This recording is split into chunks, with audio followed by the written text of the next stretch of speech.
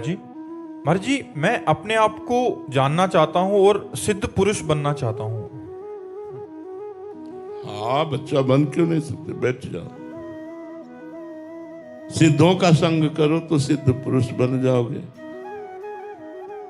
नाम जप करो, भगवद आश्रित रहो, पवित्र भोजन पाओ, संसार के राग का त्याग करो।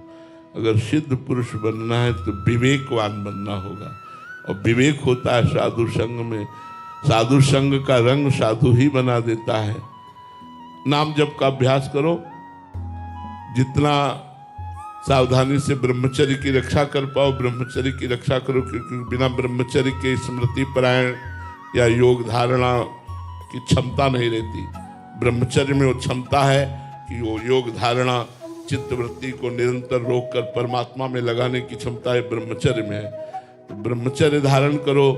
यदि गृहस्थ में जाना है तो उचित ब्रह्मचर्य धारण करो, निरंतर नाम जप करो और संतों का सत्संग करो। तो इससे आपको पता चलने लगेगा कि संसार अविद्या का खेल है। उमा कहूं मैं अनुभव अपना, सद हरिभजन जगत सब सपना। ये संसार स्वाप्निक है। जब ऐसा लगने लगेगा तो शरीर भी अमृत लगने लगेगा, और जब शरीर से राग हटा, तहाँ जो हम हैं उधर की तरफ हमारी पहुंच होने लगती है, हमारी अंतर्दृष्टि होने लगती है, अंतर्मुक्ता आने लगती है।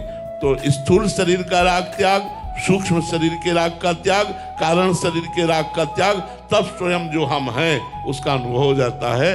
हम वही हैं जिसकी खोज कर रहे हैं, वही है, दूसरे कोई नहीं है, वही है। पर ये है बड़ा काम, और ये बड़ा काम बिना गुरु की शरण में हुए, बिना संतों की शरण में हुए, बिना संत स्वभाव लाए आप इस काम को पूरा नहीं कर सकते हैं। ठीक है, अच्छे आचरण वाले बनो, नाम जप करो, उत्तम अभिलाषा है। पर सिद्ध महापुरुष बनना भगवान कृपा करें तो हो सकता है। मूकम करोति वाचालम पंगुम लंघयते गिरिम यत् कृपातः हम वंदे परमानंद माधवम।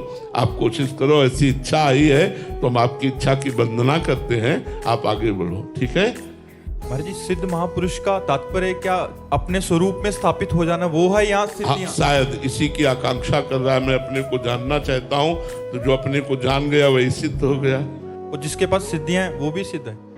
वो खास बात नहीं होती। उस सिद्धि को हम आदर नहीं देते, क्योंकि वो सब नाशवान सिद्धियां प्राकृतिक ही तो हैं, भौतिक ही तो हैं, चिदानंद तो नहीं है। ये चिदानंद सिद्धि है, अपने स्वरूप में स्थित हो जाना, ये चिदानंद सिद्धि है। और सब सिद्धियां प्राकृतिक ही है, मायाकृति ही है। उसका कोई वो जादू का तमाशा है, कुछ नहीं है उनमें। संतोष पाटिल जी, कर्नाटक से।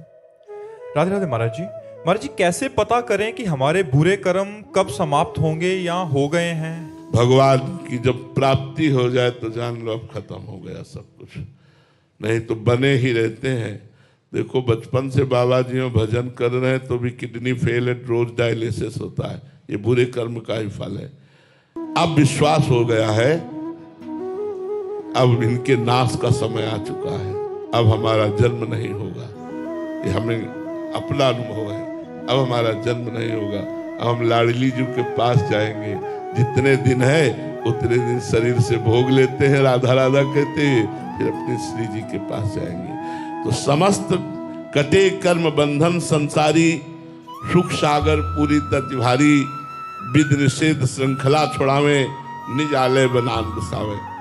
ये आचार्य और गुरु कृपा से होता है कि जन्म जन्मांतरों के संचित शुभ अशुभ कर्मों को भस्म करके, प्रारब्ध को भोगवा करके, क्रियमाण को निष्फल करके जीव को मुक्त कर दिया जाता है। भगवान की शरण में हो और खूब नाम जप करो, भगवान की लीला कथा सुनो, भगवान के भक्तों के चरित्र सुनो, तो सब संस्कार भस्म हो जाएंगे। ये तब पता चलता है जब भगवान का साक्षात्कार होता है, इसके पहले नहीं, इसके पहले नहीं।